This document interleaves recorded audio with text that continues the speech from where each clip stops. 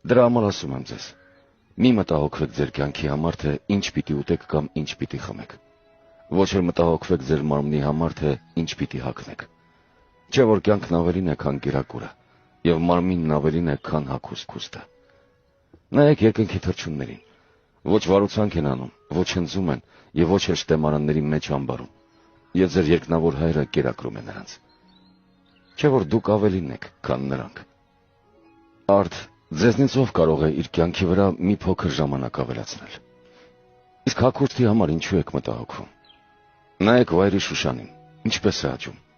ոչ ջանք է թափում եւ ոչ հյուսում։ Ասում եմ ձեզ, որ Սողոմոնն անգամ իր ամբողջ փառքի մեջ չհագնվեց նրանցից մեկի նման։ Իսկ եթե Աստված այդպես է հագցնում դաշտի միջի խոտին, որ այսօր կա եւ վաղը հնոց է նետվում, որքան առավել ձեզ կհագցնի, թերահավատներ։ Հետևաբար մի մտահոգվեք եւ ասեք. ինչ պիտի ուտենք, կամ ինչ պիտի խմենք, կամ ինչ պիտի հագնենք, որովհետեւ հեթանոսներն են այդ ամենը որոնում։ Արդարև ձեր երկնավոր Հայրը գիտի, որ այդ ամենը ձեզ հարկավոր է։ Դուք նախ փնտրեք Աստծո արքայությունն ու նրա արդարությունը,